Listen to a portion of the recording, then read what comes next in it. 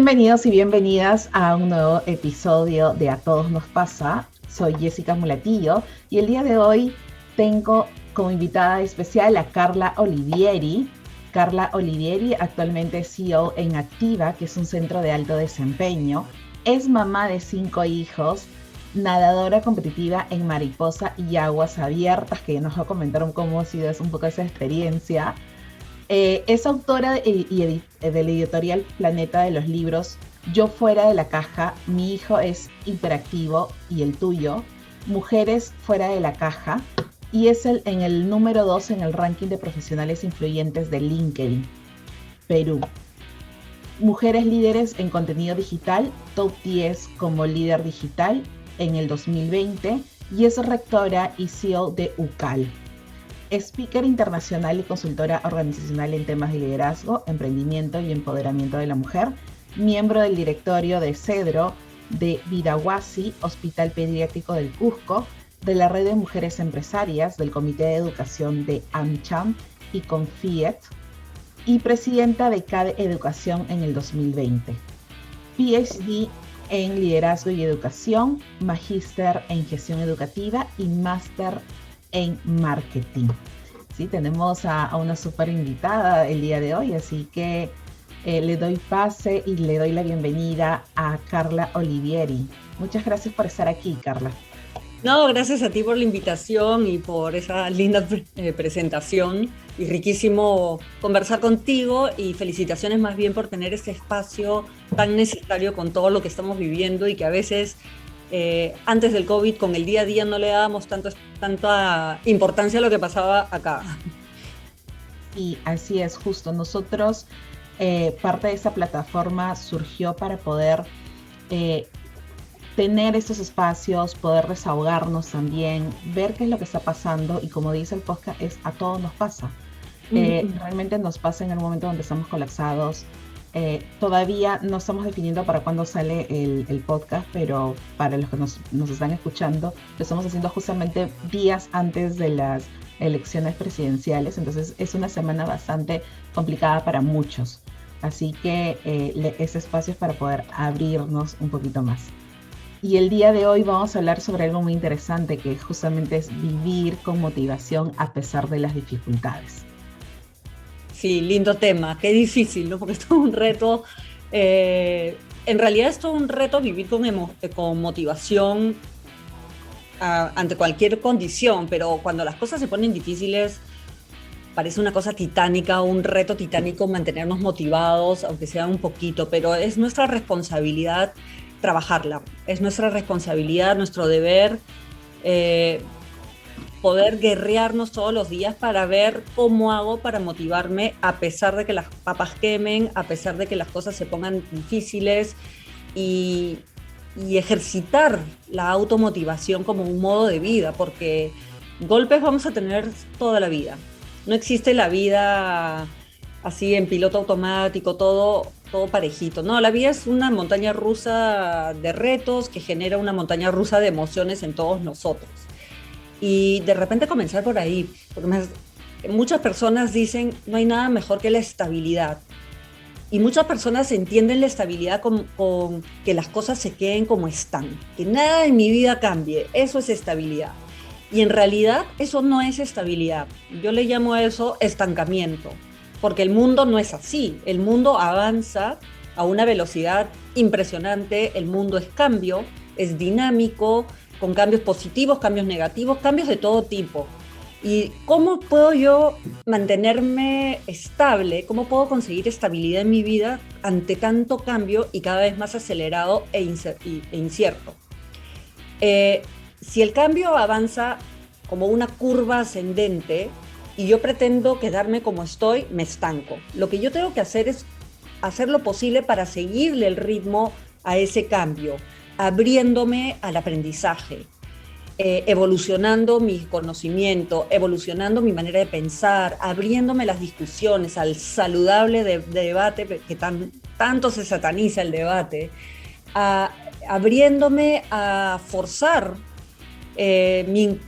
sentirme cómodo con la incomodidad, porque la incomodidad va a estar siempre presente cuando hay un cambio. y yo tengo que sentirme cada vez más cómodo con ello.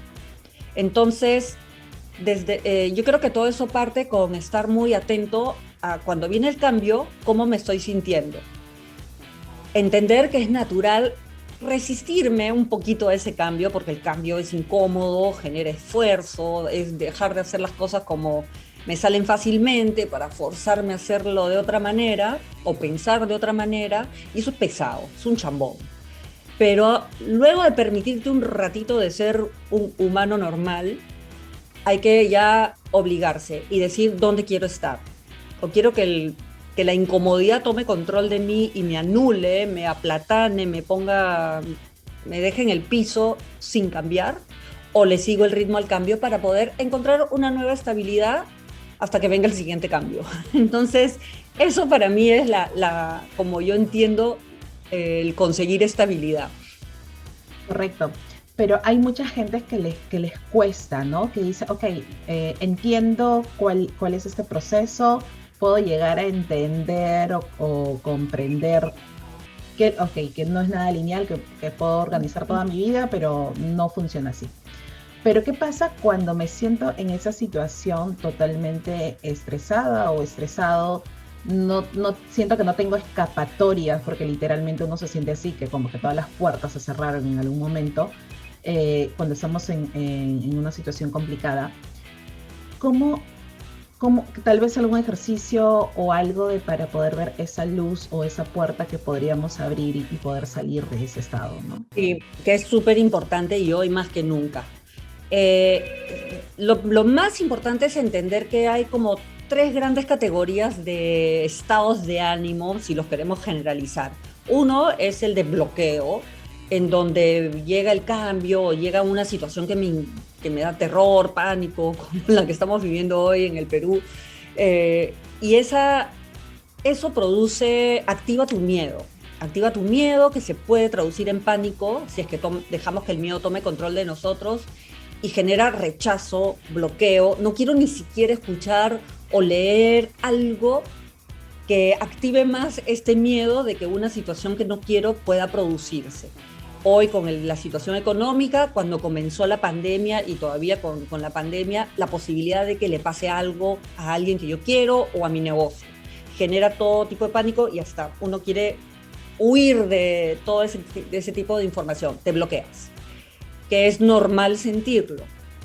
El tercer estado, voy a ir al tercero, es el estado ya más optimista. Cuando el optimista no es lo mismo que ser positivo. El positivo es el que está siempre mirando lo bonito, qué sé yo, pero el optimista trata de mirar lo bonito siendo realista. Se da cuenta que la situación es compleja, pero aún así se cuelga de la posibilidad de que haya un futuro mejor, y empieza a alimentar la posibilidad de que las cosas salgan bien. Le das un voto de confianza al futuro, a tu proyecto de vida, a la situación en el país, etc. Y en el medio está la situación de alerta, en donde te has convertido en una persona en donde se presenta un estímulo que da miedo y no me bloqueo automáticamente. O si me bloqueo, me doy cuenta, me estoy bloqueando. Ya estoy alerta de cómo he reaccionado, o me estoy bloqueando, esto es normal, voy a aceptar un ratito esa cosa, pero voy a hacer lo posible para pasar al estado optimista. Entonces, el estado de bloqueo y el optimista van a estar presentes siempre.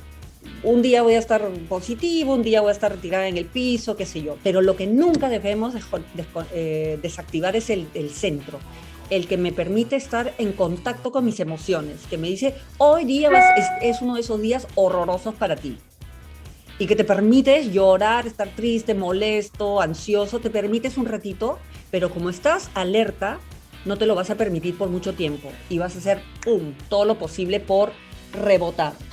Ahora, la clave es, ¿cómo hago para rebotar? ¿Es suficiente decirme cosas bonitas? Sí puedes, mañana será mejor, ten fe, ¿no?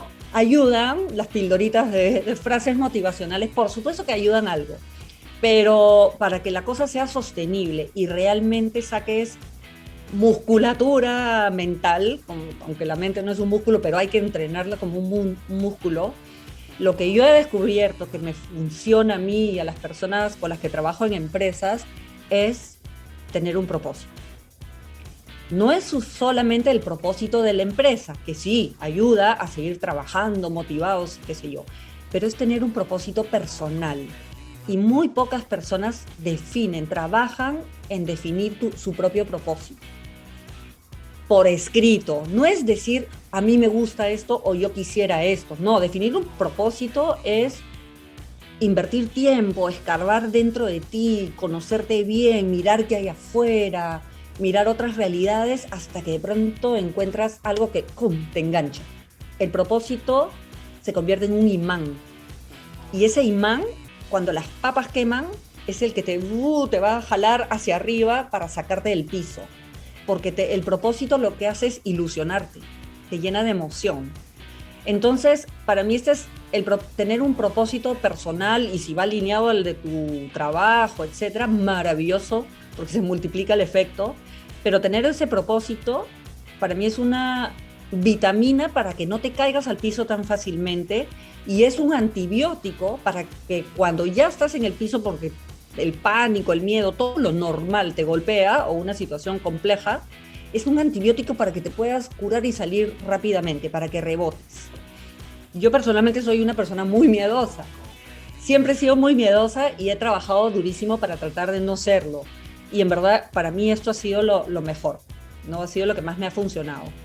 Interesante, ¿no? Porque al final, como tú dices, el de generar este músculo, al final es pasar varias veces por el mismo camino y que hacen estas conexiones neuronales, ¿no? Este crecimiento de músculo es las conexiones neuronales, de los cuales volver a pasar, ¿no? Es como cuando uno empieza a salir a montar una bicicleta y se van por una parte donde es solamente tierra, y si pasan varias veces, obviamente ya se genera un camino.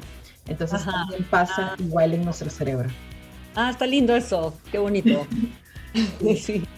Y eso es algo, y me encanta esa parte del eje que mencionaste, que es el propósito, ¿no? Porque también hablar de propósito, y lo hemos hablado también en otros podcasts, es de que muchos satanizan. También la gente dice, pero no encuentro mi propósito, no sé la menor idea de lo que quiero hacer realmente.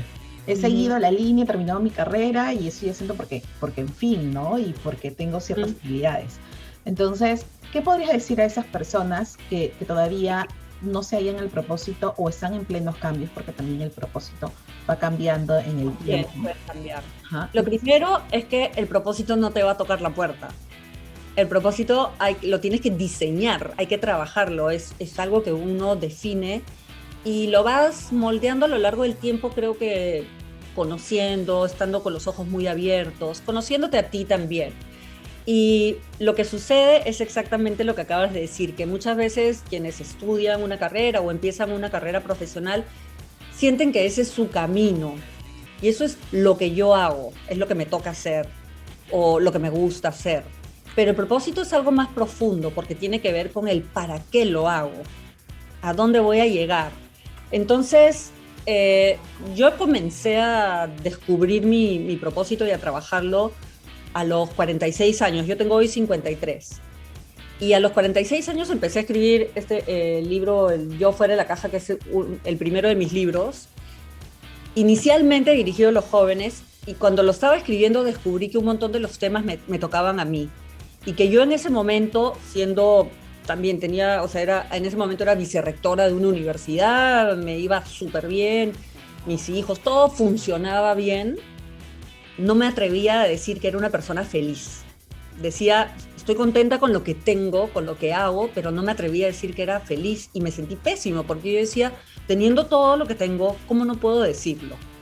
Hasta que empecé a estudiar, a investigar más y me di cuenta que en verdad estaba como cómoda en piloto automático con mi vida, pero que había mantenido en una caja un montón de sueños o mantenido en una caja un montón de decisiones que no me atrevía a tomar. Y puse como que todo lo que realmente quería hacer como que en hold, en una situación de stand-by. Hasta que dije, no, tengo que diseñar mi vida, diseñar mi futuro y ver qué soy, ¿no? Entonces, en ese libro yo como que llevo de la mano a las personas para que empiecen a diseñar su propio plan estratégico personal, descubriendo su esencia, porque no somos solamente profesionales, somos un montón de cosas, y a veces pensamos que si me va bien en el trabajo voy a ser feliz, y no, tu vida tiene que ser desarrollada de manera integral. Y trabajé durísimo hasta que descubrí mi propósito, que básicamente es seguir haciendo lo que hago, pero el simplemente de haberle añadido el para qué lo hago, a quién es beneficio, cómo contribuyo con lo poco que he aprendido en mis años de vida, me da mucha luz, le dio color a mi vida. Y hay que trabajar en ese propósito.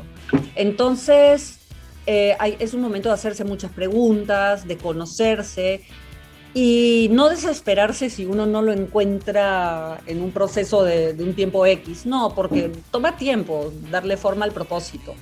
Y para hacerlo también ayuda estar con gente nueva, diferente, que piensa diferente, meterte a un hobby, a una clase de algo totalmente diferente, porque te empiezas a abrir a nuevas realidades hasta que poco a poco empiezas a descubrir cómo mis talentos, unido a las cosas que me divierten, empiezo a ver qué cosas realmente me importan, una especie de causa, y por ahí empiezas a darle forma. Más o menos así funciona. Pero es encontrar el para qué lo hago.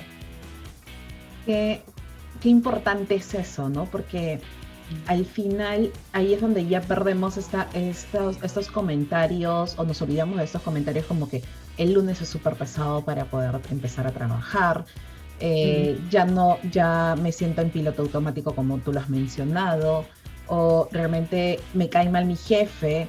Entonces, al final siempre atribuimos todas las cosas de manera externa a una tercera persona en vez de empezar a hacernos cargo de por qué también estamos en esta situación, ¿no? Exacto, y eso sucede a nivel personal, que buscamos como que toda mi realidad, como soy y estoy, depende de las cosas que están pasando afuera. Entonces, como que no asumo la responsabilidad de tomar el control de mi vida y espero que algo que suceda afuera me arregle mi situación o mi vida. Y en las empresas sucede lo mismo.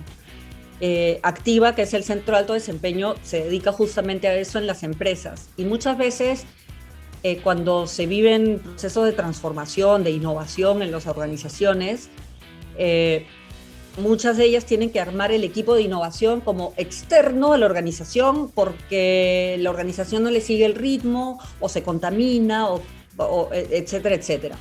Y lo que sucede es que todo el trabajo en equipo, todo lo que se hace en las empresas, se comienzan los programas de liderazgo hacia afuera sin trabajar al individuo. Entonces le cuesta mucho a la persona seguirle el ritmo del cambio a la empresa, seguirle el ritmo a los planes, cuando no tiene claro cuál es el beneficio para él, más allá de mi puesto de trabajo y lograr mis metas y qué sé yo, y mantener mi puesto o escalar en la carrera profesional. Cuando la persona primero define o hace su plan estratégico personal, define sus objetivos personales y ve cómo su organización, su trabajo encaja en ese mundo, en su futuro, la cosa es explosiva y los procesos de innovación fluyen, porque primero te construyes por dentro y luego te adornas por fuera, ¿no? Como un edificio, los cimientos son primero. Eso es súper importante, porque también en un proceso de poder descubrirnos, de poder conocernos, de poder cuidar también nuestra salud mental, la gente realmente piensa de que todo esto va a ser muy rápido. O sea, la mayoría de las personas piensan que esto tiene que ser rápido. Lo que estamos acostumbrados a tenerlo todo a un clic es como que, pero ¿cuándo va a funcionar? Y asociándolo con lo que ustedes hacen, pasa eso también en los procesos terapéuticos, en un proceso de coaching, en cualquier proceso de desarrollo personal, ¿no? ¿Y qué podrías dar a conocer, por decir, a estas personas que piensan que como que todo va a ser rápido? Porque soy rápido en mi trabajo, o soy efectivo en mi trabajo, también en mi proceso personal va a ser de esa misma manera. Sí, yo no soy psicóloga, pero te lo comento como lo he aprendido a lo largo de los años en mi mundo profesional y personal. Y lo que tú dices es tal cual. Todo el mundo cree que con una sesión de coaching ya voy a cambiar.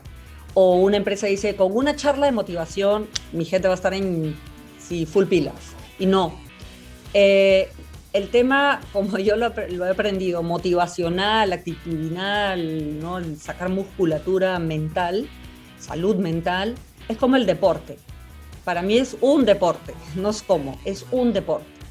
Yo he competido en deporte toda mi vida y sigo compitiendo en deporte. Y para mí el deporte ha sido mi mejor mentor, porque uno no nace campeón de tenis en un día, o en mi caso que soy nadadora, no sales campeón de mariposa simplemente porque te tiraste a la piscina porque alguien te dijo, vas a poder. No, tienes que practicar. Y practicar y practicar y practicar y practicar es lo que hay que hacer. Pero practicar con objetivos. El campeonato, la competencia X, Y, Z. Y cuando tienes unos objetivos, te armas tus planes de trabajo, las estrategias para lograr tus objetivos.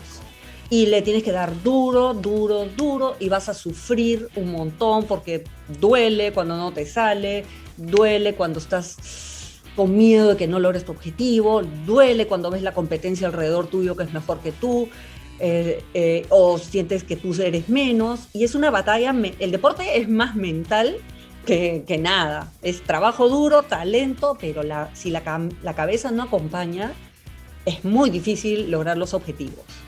Y en el plano personal y profesional es exactamente igual. Tú puedes ser muy talentoso, puedes ser un trabajador hiper responsable, primero en llegar al trabajo, cumples con absolutamente todo, pero si tu mente no te acompaña porque te sobreestresas, te sobrepreocupas, o no te preocupas, eres muy relajado, o no tienes claro qué es lo que quieres o a dónde quieres ir, no tienes claro dónde está la meta, desperdicias talento o estás apuntando por todos lados y no tienes, sin rumbo, y no te sacas el jugo. Entonces, la cabeza necesita definición. Cuando a la mente tú le marcas un destino, te va a llevar ahí y te va a decir, sácate la mugre, sigue, te fue mal, pues sigues intentando. El deportista, si le va mal en un campeonato, mi meta era llegar tercer puesto en 50 mariposa, que es mi prueba. Si no lo logré, el deportista, yo no voy al día siguiente donde mi entrenador y le digo, ¿sabes qué? No lo logré, pues piña, chao, nos vemos, ya te veré por Facebook. No, el deportista sabe que si no lo logras, revisas qué pasó y te sacas la mugre para lograrlo las siguientes veces. Sigues intentando y sigues intentando. Pero muchas veces en el campo personal y profesional tiramos la toalla fácilmente. ¿Por qué? Porque no tenemos el para qué y cuál es mi destino. Eso se lo tienes que marcar a la cabeza. Me encanta esto porque al final también lo utilizo como una analogía, ¿no? Porque el deporte y en las artes pasa algo similar. O sea, si tú no practicas, puedes tener el talento, pero si no lo practicas, realmente esto no funciona. Y al final pensamos que el trabajo o nuestro día a día es diferente a esto, pero realmente es muy similar. O sea, para todo lo que uno se propone, realmente tienes que tener las cosas bien en claro y practicarlo, ¿no? Y eso también me hace recordar mucho, yo de pequeña, desde pequeña bailo marinera norteña y he sido también campeona. Y eran los entrenamientos, o sea, yo me acuerdo de que junto con el colegio y parte de la universidad, eran los entrenamientos de lunes a sábado y domingo, porque domingo era competencias, ¿no? O no había entrenamiento sábado porque también había competencias. Entonces, y uno está constantemente en la meta, ¿no? Y uno tiene que volver a revisar qué es lo que está fallando, qué es lo que puedes mejorar, ¿no? O puedes estar también bailando muy bien, pero siempre hay cosas que uno puede seguir mejorando. Y eso es algo muy bonito porque es un autorreto. A mí a nivel personal, porque también va a depender de las personas, hay algunos que lo ven como que siempre tengo que competir con todo el mundo. No, sino que yo lo veía como una forma de retarme a mí misma para poder saber hasta dónde puedo llegar. Sí, es increíble eso. Si yo hago un ejercicio a veces en estos cursos de liderazgo que dicto, y si yo te digo, salta a la pared y toca la pared en lo más alto que puedas, saltas y ahí que alguien te lo marque o lo marcas, y después yo pego un post-it un poquito más arriba, 2 centímetros más arriba, ahora salta y toca el post-it, lo tocan. Entonces la pregunta es, ¿por qué la primera vez no saltaste a esa altura y saltaste 2 centímetros más abajo si la indicación fue salta lo más alto que tú puedas? Cuando tienes una meta, un objetivo bien marcado, te vas a retar, te estiras un poco más para poder lograrlo. Si no, de repente has dado un potencial que tú crees que es el máximo y no lo es. Y siempre hay oportunidad para seguir mejorando. Lo lindo del deporte es justamente eso, que te va bien, pero quieres que en el siguiente campeonato te vaya un poquito mejor, mejorar tus tiempos, o en el caso de la marinera, algo técnico, etcétera. En el trabajo y en nuestra vida personal igual, sin estresarnos, siempre disfrutándolo, ¿no? Porque cuando tienes un propósito, del propósito te trazas objetivos 2021, y el 2022 van a ser un poquito más retadores y el 2023 un poquito más, pero siempre apuntando a hacer a realidad ese gran sueño que tú tienes para ti. Entonces, el deporte, la marinera duele horrores. Yo he tratado de hacer marinera y ¿qué viste cómo duele? Duelen los pies, duele la canilla, es súper duro. Sí. Y duele. Entonces, si duele, ¿por qué no dices, ay, no, al diablo con esto no es para mí? ¿Por qué no lo dice el deportista si, pucha, cómo sufro con el entrenamiento? Estoy que no doy, quiero vomitar de esto, que se me sale el corazón, no aguanto, me duele esto, me duele el otro. Porque cuando haces lo que te apasiona, te quitan eso y te mueres. Te sientes como que, me quitaron el aire, ¿no? O sea, para mí entrenar para un campeonato y para ti seguramente es lo mismo. Tú dices, pucha, de lunes a sábado entrenas y el sábado no puedes salir en la noche porque el domingo tienes competencia y tienes que estar bien. Estás sacrificando tu vida social. Esa palabra sacrificar no existe. Es que paja, quiero irme a dormir para irme a competir al día siguiente. Exacto, porque como uno está tan motivado o tan motivada que realmente lo quieres hacer, ¿no? Y sabes que es para un bien mayor. Sí. Y eso creo que también, la otra vez hace mucho tiempo leí un reportaje que decía que toda la gente que hacía algún tipo de deporte o algún tipo de disciplina tenía mayor rendimiento en su trabajo. Sí. Y obviamente que es algo bastante lógico porque ya tienes claro, ya sabes organizarte con tus propios tiempos, ya sabes en qué momentos tienes que ir avanzando y tú mismo te automotivas, ¿no? Y esa es una de las cosas que también creo que fallan mucho en las empresas y en nuestras propias familias, ¿no? Sentimos que las cosas están tan seguras, entre comillas, obviamente ahorita estamos viviendo en un poco de inestabilidad, pero en cierta manera lo sentimos porque tenemos un contrato firmado. Y al final caemos en la rutina y no nos esforzamos algo más, ¿no? Y no vemos esta mirada de que tu trabajo lo haces tú, o sea, no es lo que te pone tu jefe, sino es como tú lo realizas o te autogestionas. Exacto, qué buen punto ese. Y muchas veces decimos, o cuando yo trabajaba, ya dejé UCAL hace el 30 de abril, dejé de trabajar en UCAL, pero cuando estaba de rectora, de gerente general de UCAL, siempre venían las personas a decir, ¿cuál es mi línea de carrera? Y yo les decía, no sé, ¿cuál es tu línea de carrera? Entonces, bueno, después les explicaba.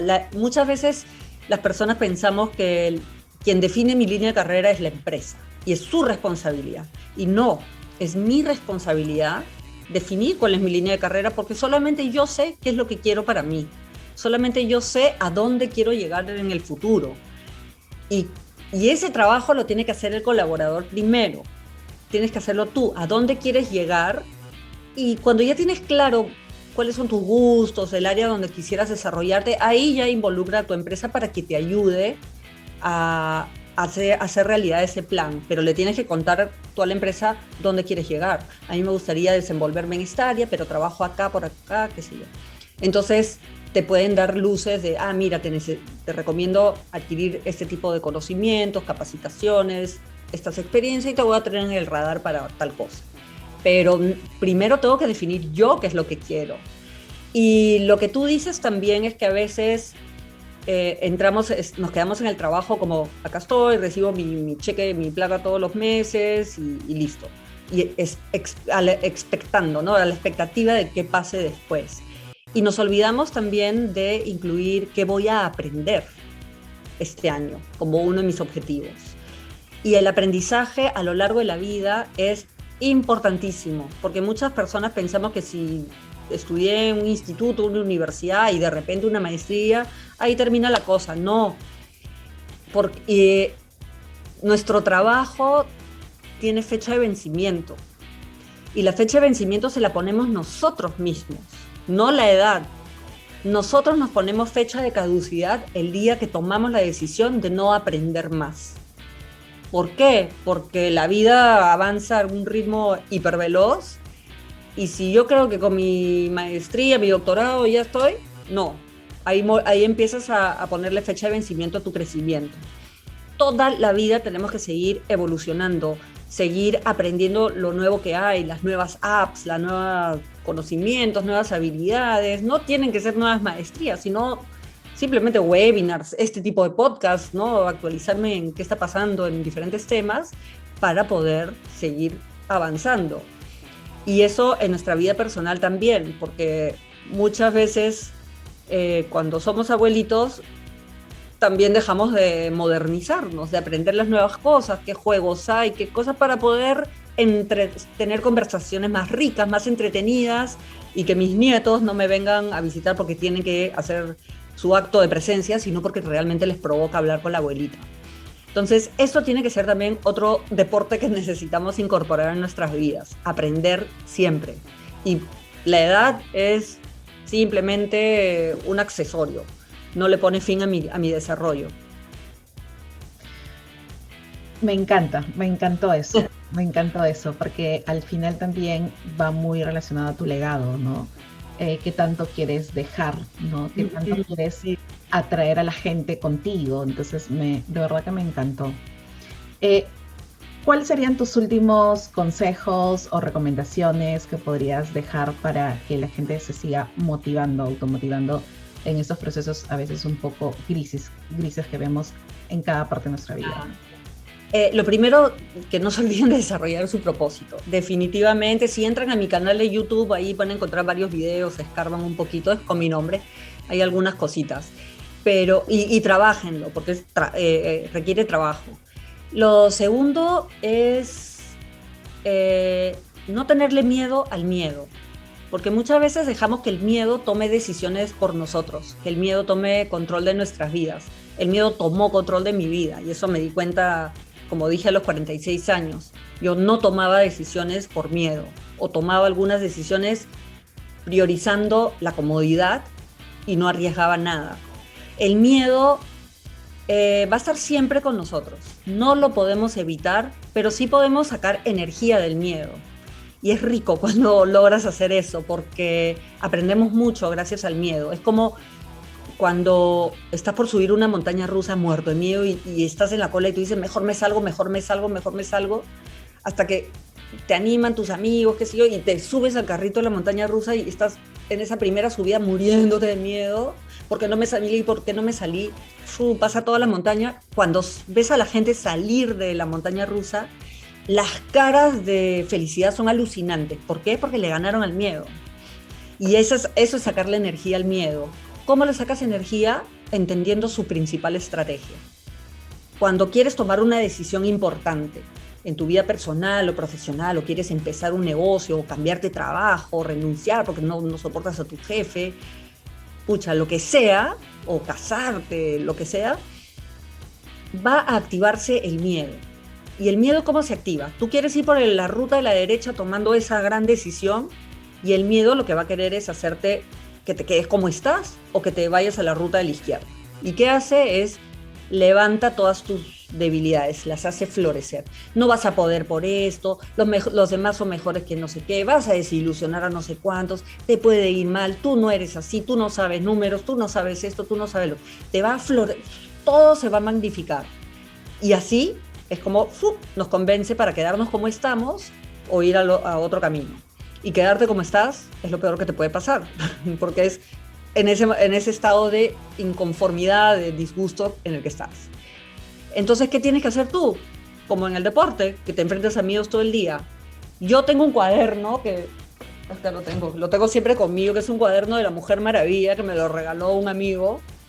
Y tomé la decisión de que este cuaderno se convierta en mi antídoto antimiedo. ¿Y qué yo todo el tiempo en este cuaderno escribo fortalezas mías que voy descubriendo. No sé, resolví un conflicto entre mis hijos y lo hice de una manera interesante, la escribo. Soy buena en tal cosa o descubrí que soy buena en tal cosa. Y es mi inventario de fortalezas. Pero también escribo mis logros. Logré mi meta por tal cosa, logré tal, no sé qué. Los escribo. Y cuando el miedo se me potencia, sacándome lo bestia que soy, eres mala en esto, qué sé yo, agarro mi cuadernito y lo reviso. Y lo leo. Y empiezo a creérmelo otra vez. Y me acuerdo que tengo ese otro lado positivo para poder atreverme a tomar mi riesgo. Y el último mensajito es de la mentalidad de un emprendedor, ¿no? Que es otro de los temas que yo trabajo. Y para el emprendedor, fracasar no es que te vaya mal en algo, no es que intentaste algo y te fue mal. Eso no es fracasar. Fracasar es no intentar, porque te estancas. Entonces hay que atreverse un poquito más y confiar en nuestras posibilidades, en nuestras fortalezas y sobre todo mirarlas, mirar lo que ya tenemos alrededor de nosotros y lo que ya tenemos dentro de nosotros. Y no solamente mirarnos con el lente que ve lo negativo, lo feo de nosotros. Esto también hay que ejercitarlo, hasta en lo físico, como te ves en el espejo, siempre notamos lo feo y nunca notamos lo bonito que tenemos. Hay que subirle el volumen.